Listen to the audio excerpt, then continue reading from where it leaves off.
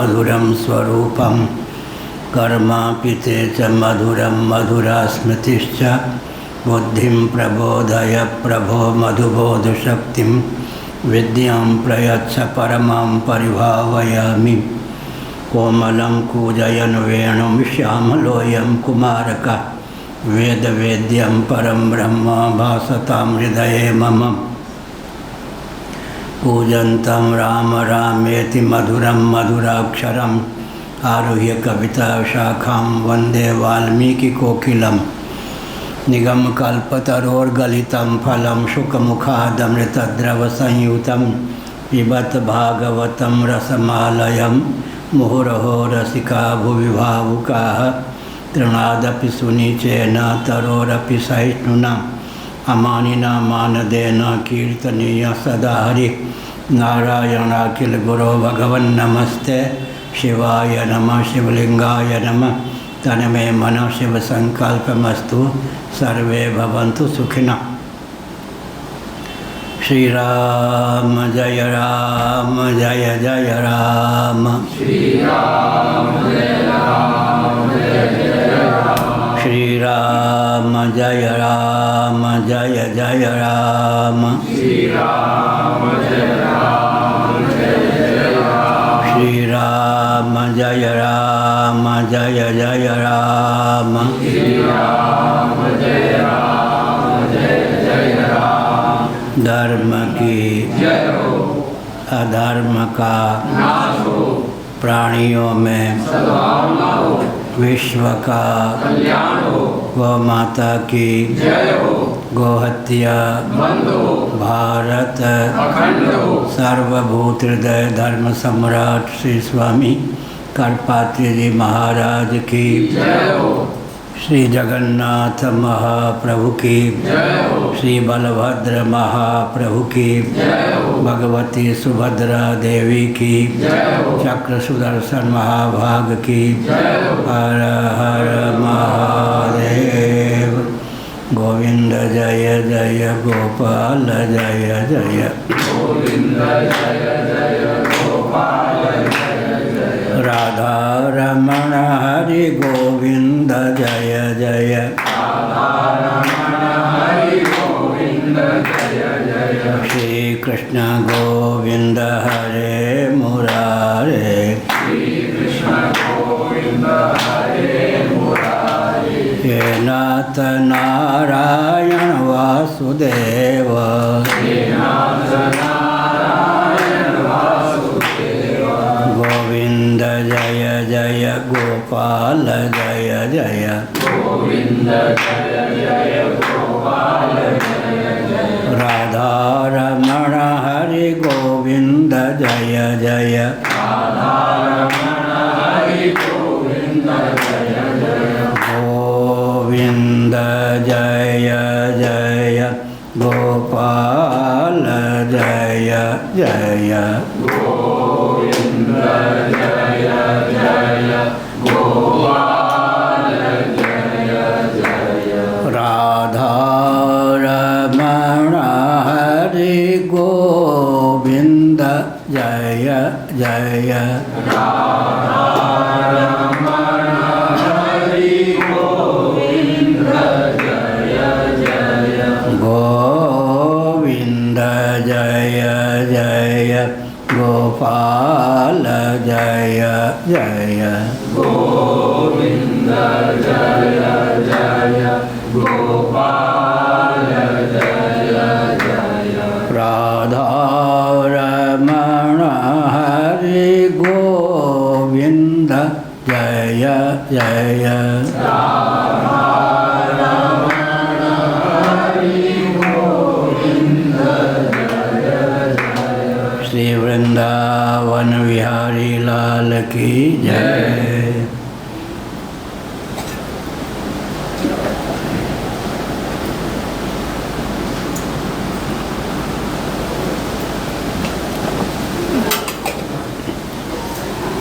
नारायण। हाँ, कहाँ से है? नीचे से चौथी।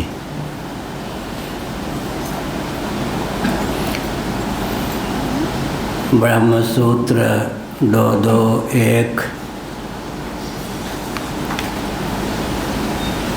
पृष्ठ 620 भामती टीका। नीचे से तीसरी पंक्ति, चौथी पंक्ति सही, पांचवी सही। वेदांतार्थ निर्णयस्य च इति नारायण।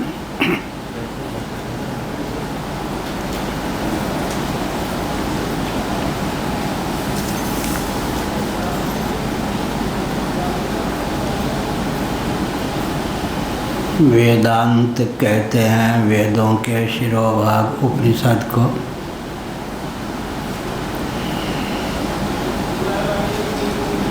जिन वचनों का विनियोग कर्मों में न हुआ हो, वे वचन वेदांत कहे जाते हैं। पिछले दिनों कहा गया कि विनियोजक वचन न हो और जिस स्तर के ब्रह्मात्म तत्व का प्रतिपादन हो, उस स्तर का ब्रह्मात्म तत्व कर्तृत्व भोक्तृत्व से सर्वथा विनिर्मुक्त हो, विलक्षण हो, अतिक्रांत हो, उन वचनों का नाम ही वेदांत होता है, वेदों का शिरोभाग।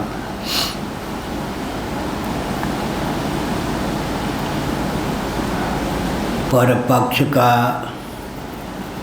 निराकरण करने के लिए ही शास्त्र की प्रवृत्ति नहीं हुई है। स्वपक्ष का प्रतिपादन करना अभीष्ट होता है। केवल निराकरण की कथा गाथा नहीं है। लेकिन वेदों को प्रमाण मानने वाले सांख्यादि और वेदों को प्रमाण न मानने वाले बौद्धादि जो तार्किक हैं, तर्कणा शक्ति के बल पर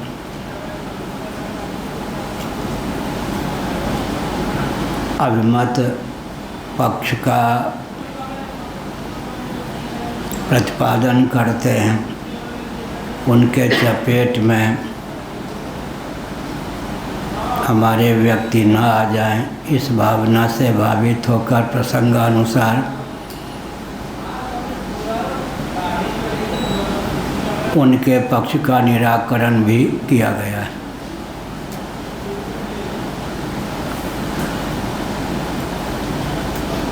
तत्व निर्णयावसाना वीतराग कथा न च परपक्ष दूषण मंत्रेण तत्व निर्णय शक्य कर्तुमिति तत्व निर्णयाय वीतरागेणापि परपक्षो दूष्यते न तो परपक्षतया इति न वीतराग कथा कथात्वव्याहति इत्यर्थ। यह कहा।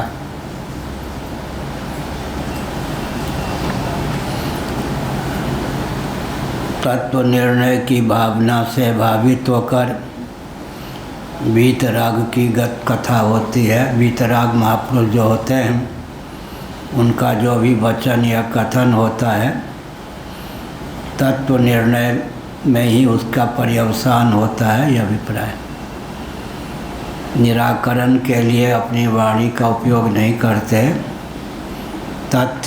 तत्व निर्णय की भावना से ही वे वस्तु स्थिति का प्रतिपादन करते हैं। न च परपक्ष दूषणम अंतरेण तत्व निर्णय शक्य कर्तुमिति तत्व निर्णयाय वीतरागेणापि परपक्षो दूष्यते न तो परपक्षतया। लेकिन परपक्ष का दूषण किए बिना, निराकरण किए बिना, अपनोदन किए बिना या निरसन किए बिना तत्व निर्णय संभव नहीं है। इसलिए वीतराग जो मनुष्य होते हैं, राग द्वेष आदि दुर्भावना से विनिर्मुक्त होते हैं, उनके द्वारा भी परपक्ष का निराकरण दूषण प्रस्तुत होता है। परपक्ष के निराकरण के लिए ही परपक्ष वो अपना पक्ष प्रस्तुत नहीं करते, बल्कि सिद्धांत का प्रतिपादन करने के लिए उनकी वाणी लेखनी की प्रवृत्ति होती है। प्रसंगानुसार परपक्ष का निराकरण भी उनके द्वारा हो जाता है, क्योंकि वो वीतराग हैं। राग द्वेष, कोरी भावुकता और अविवेक, 4 दोषों से विनिर्मुक्त जिसकी वाणी होती है वो वाणी अकुंठित नहीं होती। कितने गुण हो गए? राग रहित, द्वेष रहित, कोरी भावुकता, अविवेक रहित। इसलिए बुधा भाव समन्विता, बुधा भाव समन्विता गीता में भगवान का वचन है।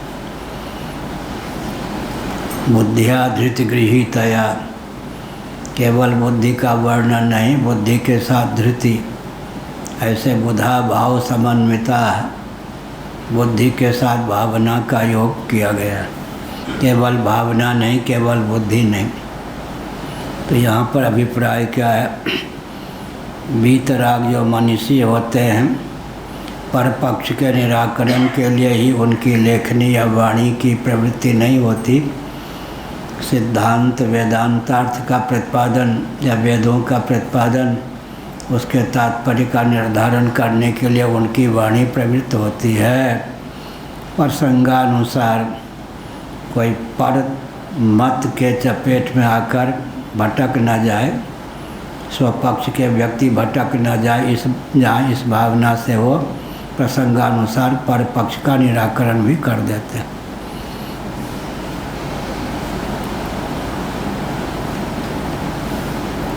न तो परपक्षतया इति न वीतराग कथा तो व्याहते इत्यर्थ। परपक्ष के निराकरण के लिए ही वीतराग की वाणी प्रवृत्त नहीं होती है, यह अभिप्राय। वीतराग कथा तो व्याहिति, अगर परपक्ष के निराकरण के लिए व्यक्ति की वाणी प्रवृत्त हो तो वीतराग कैसे हुआ? तो राग द्वेष से समन्वित ही हो गया। इसलिए वाणी में राग का सन्निवेश न हो, द्वेष का सन्निवेश न हो, कोरी भावुकता का सन्निवेश न हो और अविवेक का भी सन्निवेश न हो। यह 4 दोष होते हैं। राग के वशीभूत होकर बोल दिया, द्वेष के वशीभूत होकर बोल दिया,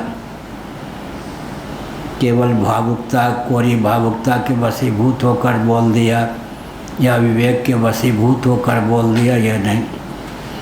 तो जिसकी वाणी में राग द्वेष, कोरी भावुकता, विवेक का सन्निवेश नहीं होता, उसकी वाणी अमोघ होती है। उसकी वाणी का कोई निराकरण करना चाहे तो निराकरण हो नहीं सकता। यह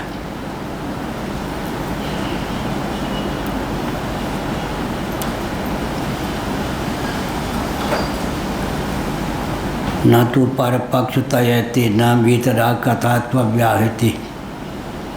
इसलिए वीतराग की जो कथा है, वीतराग के जो गाथा है या वीतराग के जो वचन होते हैं, उनकी व्याहति नहीं होती, माने उनके कथन का सचमुच में निराकरण नहीं हो सकता। उनकी वाणी कुंठित नहीं होती, दूषित नहीं होती, यह अर्थ हुआ। राग द्वेष, कोरी भावुकता, अविवेक, चारों से विनिर्मुक्त वाणी होनी चाहिए।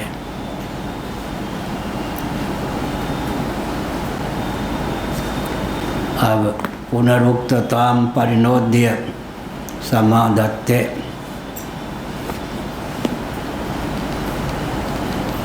पुनः उक्तताम परिणोद्य समाधत्ते। फिर जो कुछ कहा स्थूणा निखंडन न्याय से, व्यक्ति खूंट को गाड़ते हैं, खूंटी को पत्थर का, ईंट का कुछ टुकड़ा भी मिट्टी के साथ लेते हैं, फिर खनित्री आदि से ऐसे ठोकते हैं, फिर ऐसे हिलाते हैं। इसका नाम है स्थूणा निखंडन न्याय। दृढ़तापूर्वक खूंट गड़ जाए, हिलाए डुलाए, हिले डुले नहीं। इसी प्रकार से पुनः उक्तताम परिणोद्य समाधत्ते, जो कुछ कहा उसी के संबंध में पुनः शंका प्रस्थापित करके प्रकारांतर से उसका समाधान करते हैं। या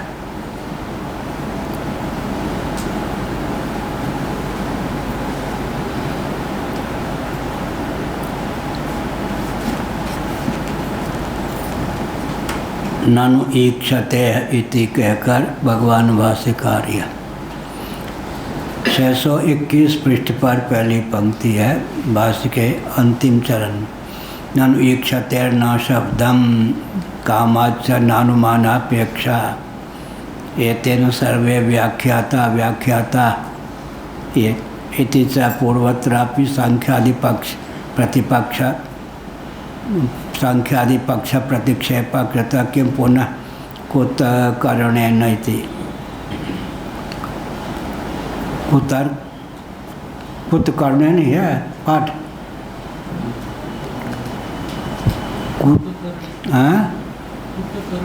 अच्छा ठीक है। अब कहा पहले भी तो सांख्यादि के पक्ष का निराकरण किया जा चुका है, तो फिर पृष्ठ पेषण के समान पिसे हुए को फिर पिसने के समान क्या आवश्यकता पड़ी कि पुनः निराकरण कर रहे हैं। पूर्वत्र भी सांख्यादि पक्ष प्रतिक्षेप या का कृता किम पुनः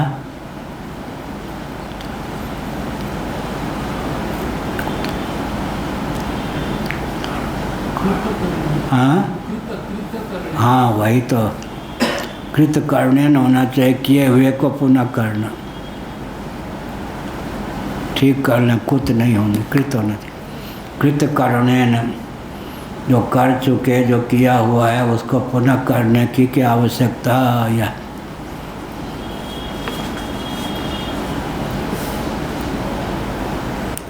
तदुच्यते कहा तत्व सांख्या इति यह हुआ। इस पर कहा कि जो सांख्यादि पक्ष को ख्यापित करने वाले हैं वो भी दिग्गज हैं, उनके द्वारा जो युक्तियों के बल पर पक्ष प्रस्थापित किया जाता है प्रधान कारणवाद का, उनके मत में सन्निवेश होता है,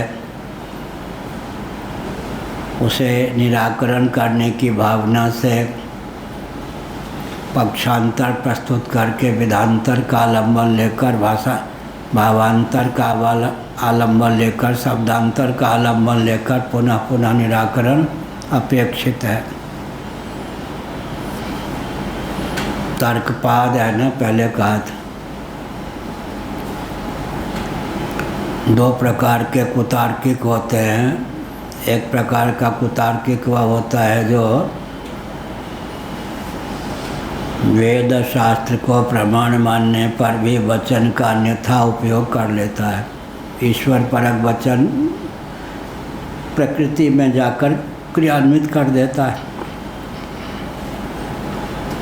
दूसरे वो कुतार्किक होते हैं जो वेदों को प्रमाण न मानकर कोरी तर्कना शक्ति के बल पर किसी पक्ष को प्रस्तुत करते हैं या अपने पक्ष को प्रस्तुत करते हैं, दूसरे पक्ष का निराकरण करते हैं। दोनों का निरसन या अपनोदन करने पर ही सिद्धांत की परिपुष्टि होती है। अतः अपने पक्ष का प्रतिपादन मुख्य कर भाव होने पर भी, लक्ष्य होने पर भी परपक्ष का निराकरण भी अपेक्षित हो जाता है। उसमें कोई राग द्वेष कोई भावुकता विवेक का सन्निवेश नहीं होता, बल्कि स्थूणानिखनन न्याय से वस्तु स्थिति को सुदृढ़ करके कल्याण के पथिकों पर अनुग्रह करने की भावना के कारण ऐसा होता है।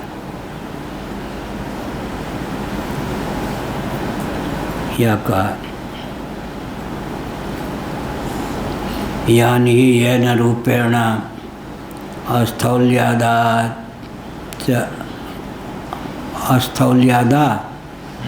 कि उन्हें उधर क्या पाठ, यही पाठ है।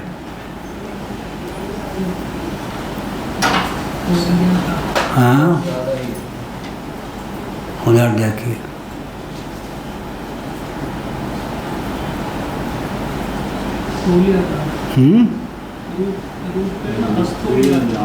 क्या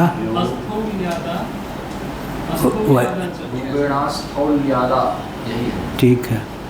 तो सौक्ष्म्यात्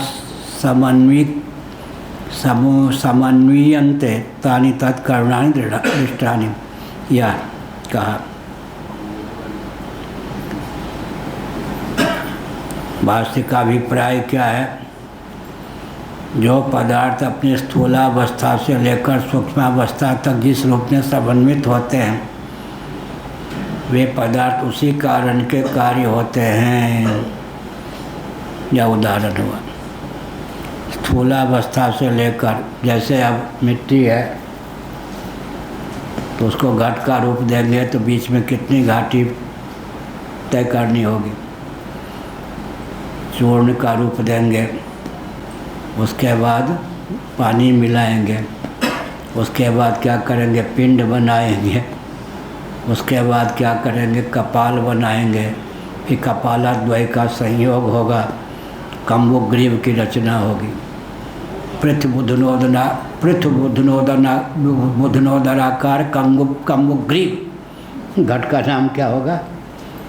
पृथ्वबुधनोदराकार कम्बुग्रीव, गोल मटोल पेट के सहित शंख के समान ग्रीवा वाला घट का नाम यह है। पृथ्व बुधन उदराकार कम्बुग्रीव, कम्ब माने जल से उत्पन्न कंठ के समान। क्या घड़े का नाम क्या होगा? कम्बुग्रीव घट का नाम। घट माने घड़ा, पृथ्व बुधन माने गोल मटोल, कम्बुग्रीव माने शंख के समान ग्रीवा वाला अच्छा माना जाता है ना। कम ही लोग होते हैं। हाँ कम होता है। एक थे लोहा यानी कलवाई हाई स्कूल में मास्टर, एकदम कम्बुग्रीव। ये कम्बुग्रीव अच्छे होते हैं ना। कम्बुग्रीव माने क्या होगा चैतन्य जी? शंख के समान ग्रीवा वाला, गर्दन ऐसे एकदम कम व्यक्ति होते। पृथ्वीबुधना उदराकार, गोल मटोल पेट हो, कम्बुग्रीव हो, यह घट का नाम है। यह गोल मटोला पेट वाला और शंख के समान ग्रीवा वाला वो घट है। मेरी मैसी के लिए तुस नरवर के विद्वान के, मेरी मैसी के लिए तुस। अब वो हिंदी बोलते थे तो भी अनुवादक की जरूरत पड़ती थी। मेरी मैसी के लिए तुस, मेरे भैंस के लिए भूसा लाओ न कह के मेरी मैसी के लिए तुस।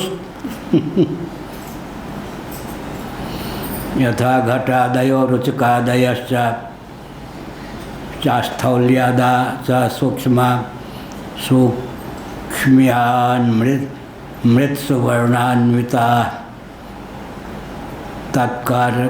तत्कारणस्तथा चेदं बाह्यमाध्यात्मिकञ्च भावजातं सुख दुख मोहात्मनान्वितम् उपलभ्यते। तस्मात् तदपि सुख दुख मोहात्म सामान्य कारणकं भवितुमर्हति। कहा सांख्या मन्यन्ते, सांख्यवादी मानते। अपने पक्ष में सांख्य शब्द का प्रयोग हो तो अर्थ और करेंगे। सांख्य दर्शन, सांख्य शास्त्र या सांख्य कारिका को लेकर सांख्य शब्द का प्रयोग हो तो और करेंगे। लोकेस्मिन् द्विधा निष्ठा पुरा प्रोक्ता मया नघ ज्ञान योगेन सांख्या नाम कर्म योगेन योगी नाम।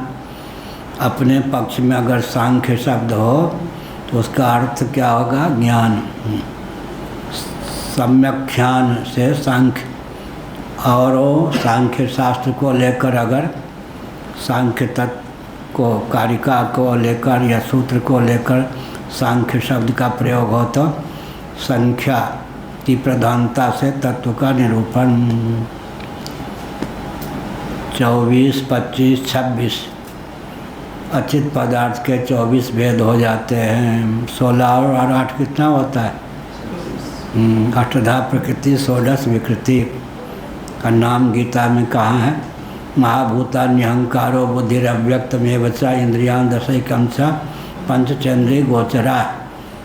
गीता का 13वां अध्याय। अष्टधा प्रकृति 16 विकृति। विकृति माने कार्य, प्रकृति माने प्रकृति। अष्टधा प्रकृति में भी जो 7 हैं वो प्रकृति विकृति है और एक प्रकृति ही है। क्या? शब्द स्पर्श रूप रस गंध पंच तन्मात्रा का अर्थ है अपंचीकृत पंच महाभूत, फिर आकाश ऊपर कौन है? अहम तत्व, फिर महतत्व, फिर अव्यक्त है। अष्टधा प्रकृति में मूल प्रकृति केवल प्रकृति है, बाकी जो 7 प्रकृति है वो प्रकृति विकृति। कल उदाहरण दिया था पितामह, पिता और पुत्र, बीच वाला जो होगा अपने पिता की दृष्टि से पुत्र होगा, अपने पुत्र की दृष्टि से क्या होगा? पिता होगा। एक दृष्टि से वो पिता भी है, एक दृष्टि से वो पुत्र भी है। ऐसे ही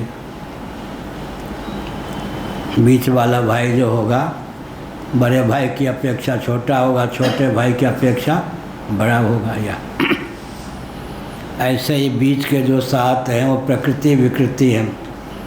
अपने ऊपर की दृष्टि से विचार करें तो विकृति माने कार्य कोटि के हैं, और अपने कार्य की दृष्टि से विचार करें तो प्रकृति कोटि के हैं।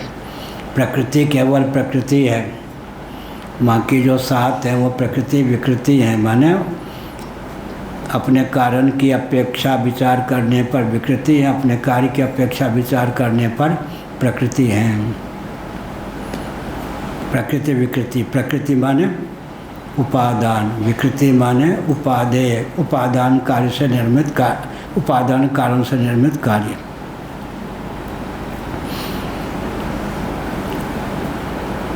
व्याकार स्थूलावस्था से लेकर सूक्ष्मावस्था तक जिस रूप से समन्वित होते हैं वे पदार्थ उसी कारण के कार्य होते हैं। जैसे मिट्टी का उदाहरण दिया, मिट्टी को क्या करते हैं? चूर्ण बनाते हैं, पानी भी डाल देते हैं, उसके बाद पिंड का रूप देते हैं, पिंड के बाद कपालद्वय, कपालद्वय ऐसा उसको फिर जोड़ देते हैं। वहाँ कोई मिट्टी से ही लेप करके नीचे ऊपर का होता है ना।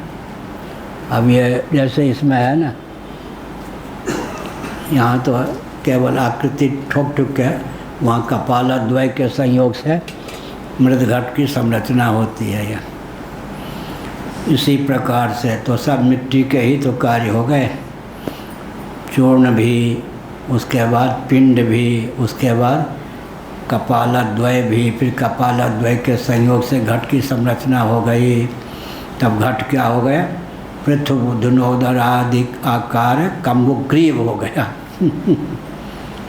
गोल मटोल आकृति से संपन्न। और कम्बुग्रीव माने, कम्बु माने जल से उत्पन्न। कौन हो गया? शंख, शंख के समान जिनके ग्रीव भाव, ऐसा ऐसे रखेंगे शंख, कम्बुग्रीव।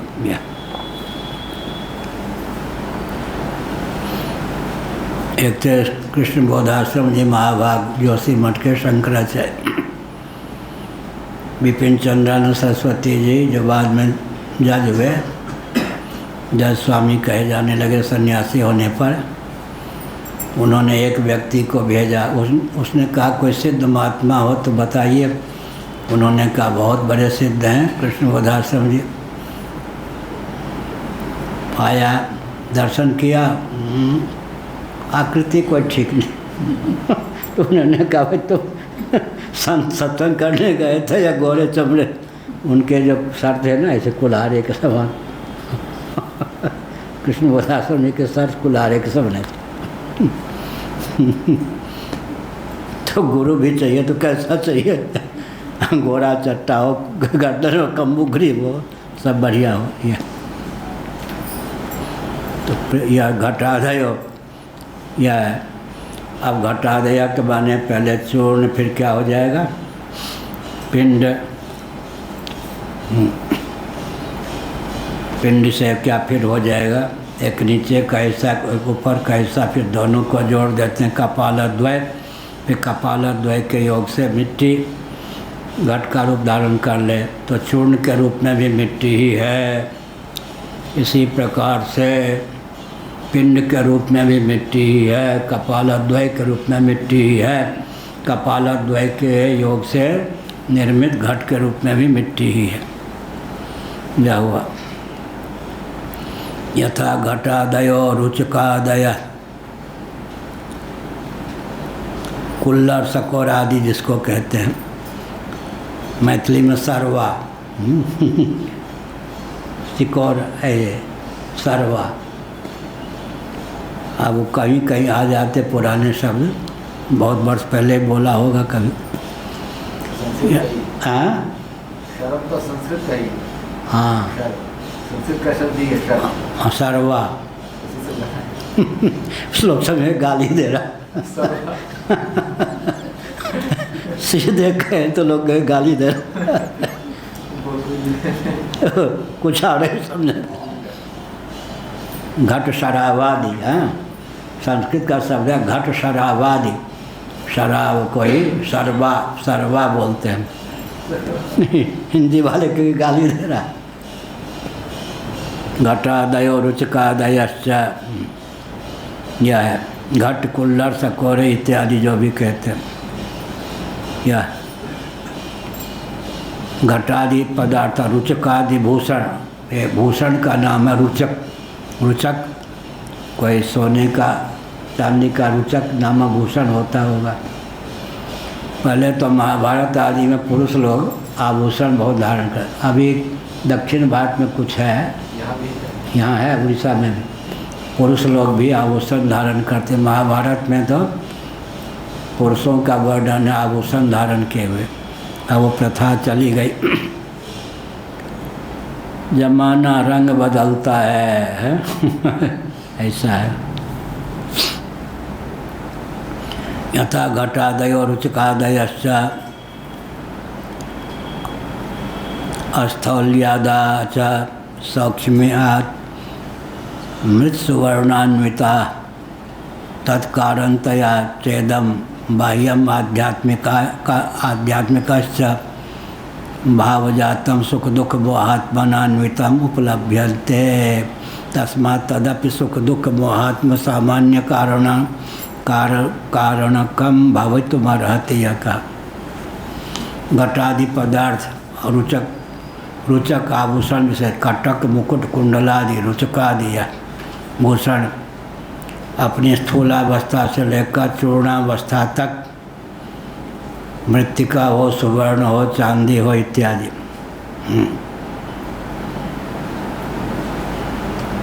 सुवर्ण से समन्वित होने के कारण मृत्तिका और सुवर्ण के कार्य हैं। या भले ही अवस्थान्तर कई हो जाए लेकिन कार्य माने जाते हैं मिट्टी के ही।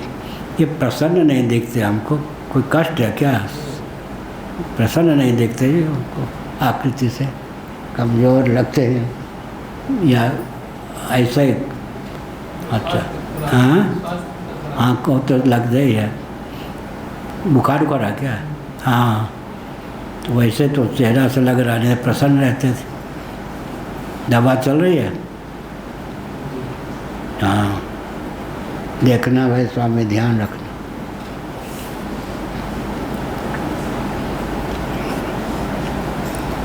तस्मात् तदपि सुख दुख मोहात्म सामान्य कारण का यह हुआ। अब यह हुआ क्या? इसी प्रकार से बाह्य और आध्यात्मिक जगत, बाह्य जगत का अर्थ हुआ शरीर के बाहर, आध्यात्मिक माने स्थूल शरीर, सूक्ष्म शरीर, कारण शरीर। स्थूल शरीर जो है सूक्ष्म शरीर का भी व्यंजक संस्थान है, सूक्ष्म शरीर कारण शरीर का भी व्यंजक संस्थान है, कारण शरीर आत्मा का जीव रूप से अभिव्यंजक संस्थान है। इस प्रकार ये आध्यात्मिक हो गया। बाह्य का नाम क्या होता? आदि भौतिक या आदि दैविक, और स्थूल सूक्ष्म कारण शरीर का नाम आध्यात्मिक। आध्यात्मिक क्यों कहा? आत्म तत्व का भी व्यंजक संस्थान होने के कारण आध्यात्मिक हो गया। बाह्य जगत और आध्यात्मिक जगत ये सब क्या है, सुख दुख और मोह से समन्वित हैं। विषय क्या चल रहा है, सांख्यवादी कहते हैं कार्य में उपादान कारण की अनुगति होती है। हम ब्रह्म को क्यों माने जगत का उपादान कारण, सांख्योक्त प्रधान को ही जगत का उपादान कारण क्यों न माने। या क्योंकि सांख्योक्त जो प्रधान होता है वह सत्व रजस तमस 3 गुणों की साम्यावस्था मान्य है। उसके 3 अवयव हैं, सत्वगुण, रजोगुण, तमोगुण। भले ही प्रकृति 3 गुणों की साम्यावस्था कही जाए, लेकिन सत्व रजस तमस तीनों तो निरवयव है ना। पिछले दिन आया निरवयव के योग से निर्मित पदार्थ सावयव औपचारिक है या वास्तविक। औपचारिक क्या हुआ, सत्वगुण भी निरवयव, रजोगुण भी निरवयव, तमोगुण भी निरवयव। इन तीनों निरवयवों के योग से निर्मित जो साम्यावस्था है प्रकृति, वो सावयव है या निरवयव। कहने को सावयव, लेकिन वस्तुतः निरवयव ही मान्य है यह, क्योंकि उसके जो घटक हैं, घटक माने विवाह में माध्यम, मैथिली में घटक ही है। घटक माने काम को बनाने वाले, घटक। यहाँ भी घटक माने अवयव, घटक माने काम को बनाने वाले। घटना को अंजाम देने वाले, उर्दू में बोलते हैं। अब मैं उर्दू नहीं बोलता, दिल्ली में था तो मेरी भाषा हिंदी नहीं समझ पाए लोग, तो उर्दू और अंग्रेजी के शब्द का योग लेना पड़ता था। हाँ, किसको?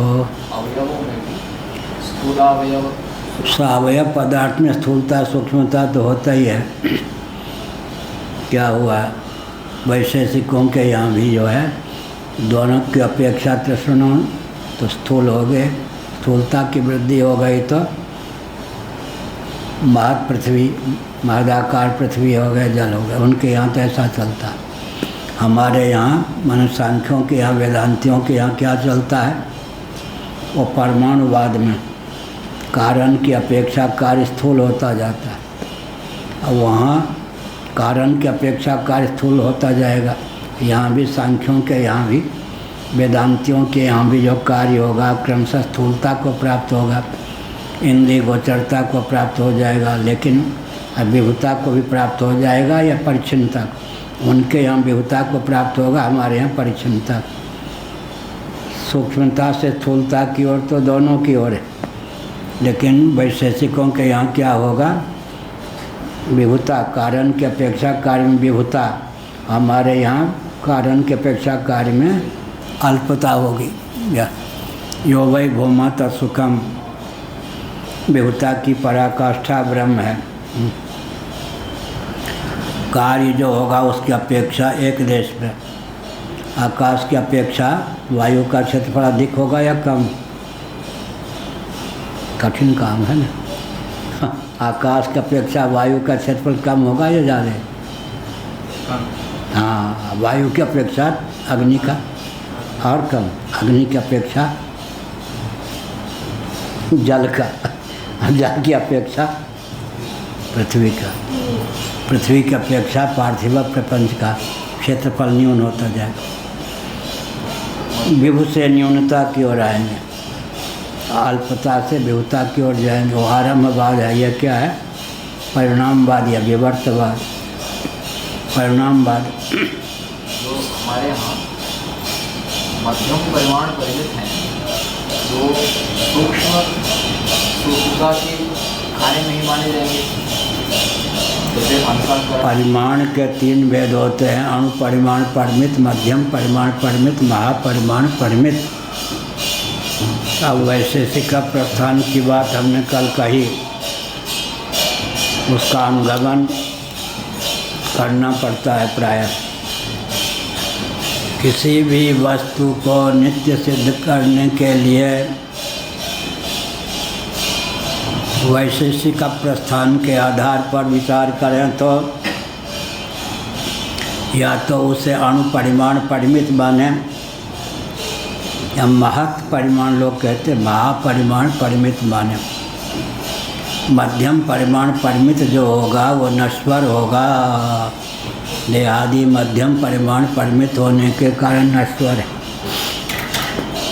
उन लोगों का मन अणु परिमाण परिमित है, मन जैसा है वैसा है लेकिन मान्यता को लेकर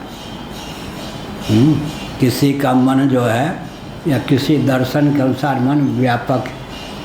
किसी दर्शन के अनुसार मन क्या है? अणु परिमाण परिमित। जो अणु परिमाण परिमित होगा नित्य होगा। किसी दर्शन के अनुसार मन जो है मध्यम परिमाण परिमित है, वेदांत दर्शन के अनुसार। लव जी, भृगु जी का मन कौन सा परिमाण परिमित है? मध्यम परिमाण, ठीक, वेदांती हैं।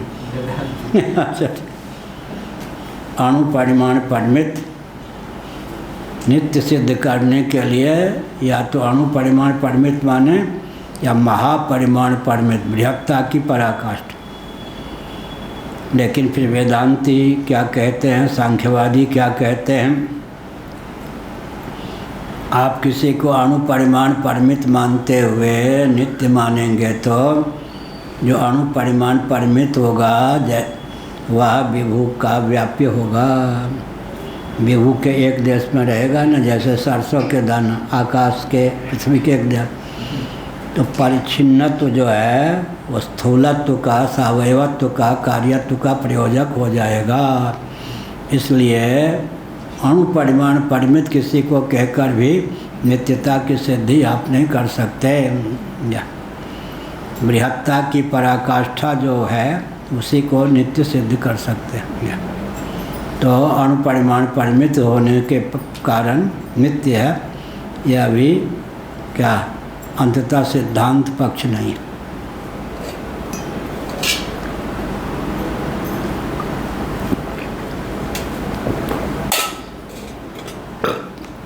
गोपाल कृष्ण मूर्ति थे ना, अच्छे न्यायिक। अभी जो वरिष्ठ शंकराचार्य हैं श्रृंगेरी के, उनको न्याय पढ़ाने वाले आपने देखा है, अपने पास रहते थे। वहाँ ढंग का सम्मान उम्मान नहीं कुछ, अपने पास रहते थे। हमारे पास भी क्या सामग्री थी, स्वामी जी के यहाँ भोजन कर लेते थे और लेकिन रहते थे। हम लोग यहाँ हाँ, जितने मध्यम परिमाण परिमित हैं वो सब अंतःकरण तो मध्यम परिमाण परिमित है ही, सूक्ष्म लिंग शरीर के अंतर्गत रखा है, सूक्ष्म शरीर के अंतर्गत, तो आखिर वो सूक्ष्म ही माने जाएंगे। और क्या इंद्रियों को भी स्थूल शरीर की अपेक्षा सूक्ष्म तो है ही। इंद्रियों को ही मध्यम परिमाण परिमित। ऐसा है ना कि अतीन्द्रिय है ना, ज्ञानेन्द्रियाँ भी, कर्मेंद्रियाँ भी, अंतःकरण भी। ठंड लग रही है? वो काम जाता है बंद करके। ठीक है, शब्द जाना चाहिए, स्पर्श नहीं जाना चाहिए। ठीक है बात है। मध्यम परिमाण परिमित क्या हुआ? हाथी के शरीर में हाथी जैसे आत्मा में फैला हो जाए और चींटी के शरीर में चींटी, अमीबा के शरीर में अमीबा जैसे संकोच विकासशील होने के कारण फिर क्या होगा? नश्वर होगा। जैनों का एक जो पक्ष है उसका निराकरण किया गया। इसलिए फैलने वाला, सिकुड़ने वाला नहीं, वो मध्यम परिमाण परिमित होता है। तो अंत में सार क्या निकला? बृहत्ता की जिसमें पराकाष्ठा है वही नित्य हो सकता है। विभु तो आकाश भी है लेकिन पराकाष्ठा नहीं, वो भी कार्य है। तस्माद् वै तस्मादात्मना आकाशा संभूतः, यह अभिप्राय हुआ। जैनों का भी जो पक्ष है, पूजलवादियों का, और भी जितने पूजलवादी हैं, वो भले ही उसको जीव के रूप में बोलते हैं, वो तो जीव ही मध्यम परिमाण परिमित बोल देते हैं। माने एक मत जो है जैनों में, लेकिन हम लोगों के यहाँ भी आत्मा तो विभु है, प्रवेश करने वाला प्राण रूपी रथ में जो भी है सूक्ष्म लिंग वपु के, वो तो सब मध्यम परिमाण परिमित ही है। ऐसा है ना, तत्सिष्ट्वा तदेव प्राविशत। तो भागवत में उसका उत्तर क्या है? प्रागेव विद्यमानत्वात्। इस कमरे का, कक्ष का निर्माण होने के बाद इसमें आकाश ने प्रवेश किया, या आकाश में ही कक्ष का निर्माण हुआ। हाँ ऐसे, तो इसलिए तत्सिष्ट्वा तदेवानुप्राविशत। प्राविशत किस रूप से? जीवेन अनेन आत्मना, अनेन जीवेन आत्मना अनुप्रविश्य नाम रूपे व्याकरण। प्रवेश जो है किसका? इस पर लगभग 10 पृष्ठों की सामग्री शंकराचार्य के भाष्यों में। प्रवेश किसका? अब भागवत ने कहा प्रागेव विद्यमानत्वात्। प्रवेश किस रूप में होगा? अन्य रूप से या साक्षात? उसी में तो सब बनना है। तो प्रवेश का अर्थ क्या हुआ? प्रविष्ट सदृश, अगर उसकी का मानेंगे। नहीं तो जीवेन, अनेन जीवेन आत्मना अनुप्रविश्य, यह हुआ। हाँ, जिज्ञासा ये है कि प्रवेश करने वाला जो है शरीर में, वो तो प्राण के माध्यम से मध्यम परिमाण परिमित ही है, और आत्म तत्व पहले से विद्यमान होने के कारण उसकी स्फुट अभिव्यक्ति मात्र उस शरीर में होगी, नवीन शरीर में। तो प्रवेश करता उस जो है उसमें प्राण के माध्यम से मध्यम परिमाण परिमित अंतःकरण आदि हैं, और यष्टक वो मध्यम परिमाण परिमित हैं। तो क्या ऐसा माने कि जैनों ने वो मध्यम परिमाण परिमित जो है वो यष्टक को ही जीव मान लिया, पृथक से तो नैरात्मवादी हैं, विभू तत्व को वो तो अभाव रूपी मानेंगे। तो उसी के प्रति उनकी बौद्ध है नैरात्मवादी। बौद्ध नैरात्मवादी माने सब कुछ अंत में शून्य बच जाता है। लेकिन बौद्धों के यहाँ भी कहा जाता है, ये सब नवीन मत है, बौद्धों के यहाँ कहा जाता है शून्य का अर्थ क्या है? जिसमें सब शून्य हो जाए। वो स्वतः शून्य नहीं है, जिसमें सबकी शून्यता हो जाए वो शून्य पदवाच्य है, स्वतः शून्य नहीं है। प्राचीन बौद्धों का यही मत। जैसे भूत प्रकृति मोक्षम च ये बुद्धियांति ते परम। भूत प्रकृति का मोक्ष माने भूत प्रकृति जहाँ शून्यता को प्राप्त हो जाए। शून्य जो है बौद्धों का मत, हमने कहीं लिखा है, वहाँ पर शून्य का अर्थ साक्षात शून्य नहीं, तो अशून्यम शून्य जो है। आज भी हमने गणित कई सूत्र पहले हमारे थे, भटक गए थे, तो अभी कंप्यूटर में देखा कि वो सब सूत्र हैं, वो निकाला है। अशून्य को ही शून्य कहते हैं। अशून्य नाम शून्य साक्षिणी देव्योपनिषद में है। शून्यों में शून्य की साक्षियों में, तो शून्य का अर्थ है 4-5 हमने किया, अभी हम ग्रंथ लिख रहे हैं 4 किया है। शून्यागार कहेंगे तो अभाव का वाचक हो जाएगा। शून्य एक होता है निर्विशेषता की अवधि का वाचक होता है। और क्या होता है? शून्य मिथ्यात्व का वाचक होता है, ये भी है। और शून्य जो होता है गणित में वो प्रतीकात्मक होता है। प्रतीकात्मक हो गया, अलीकता मिथ्या असत का प्रतीक हो गया। और क्या हो गया? निर्विशेषता का प्रतीक हो गया। और क्या हो गया? मिथ्यात्व का प्रतीक हो गया। असत के अर्थ में भी, निर्विशेष के अर्थ में भी, मिथ्या के अर्थ में भी और प्रतीक के अर्थ में भी शून्य पद का प्रयोग इतने अर्थों में होता है। प्रतीक क्या हुआ? 10 में जो शून्य है वो किसका प्रतीक है? धन प्लस 9, धन 9 का। और जो 90 में शून्य है वो प्लस 81, 81, धन 81 का प्रतीक। 90 में 9 + 81 = 90। यस। और 100 में तो शून्य शून्य है 99। 100 में 1 + 99 = 100। तो शून्य का बताओ, 9 का प्रतीक है या नहीं? कौन? शून्य 9 का प्रतीक। अब इकाई स्थानापन जो शून्य है अभाव का द्योतक हो तो 10 में जो इकाई स्थानापन शून्य है वो अभाव का द्योतक है या भाव का? 10, 20, 30, 40, 50, 60, 70, 80 अब गणित पर चलिएगा तो 10, 20, 30, 40, 50, 60, 70, 80, 90 इसमें जो शून्य है इकाई स्थानापन है या नहीं? दाई स्थानापन कौन है? 1, 2, 3, 4, 5, 6, 7, 8, 9 इकाई स्थानापन शून्य ने क्या किया? दाई स्थानापन से 9 गुणित का अर्थ हो गया शून्य माने 10 का अर्थ क्या हुआ? 9 गुणे 1 अर्थात 9 1 + 1 धन 9 और जो 90 कहेंगे तो 9 को 9 से गुणा करें 81 9 गुणे 9 धन 81 80 का अर्थ क्या है? 72 और शून्य जो है 72 का द्योतक। क्या 9 को 8 से गुणा करेंगे फिर 8 को 72 से जोड़ देंगे? ये हुआ या नहीं? अब हो गया 72 घंटी बज गई। ये भाई दवा उबा लिया करो आप। हाँ अच्छा नहीं लगता, मन सूखा है शरीर सूखा। ओम पूर्णमदः पूर्णमिदं पूर्णात् पूर्णमुदच्यते पूर्णस्य पूर्णमादाय पूर्णमेवावशिष्यते। ओम शांति शांति शांति। श्रीमद् जगद्गुरु शंकराचार्य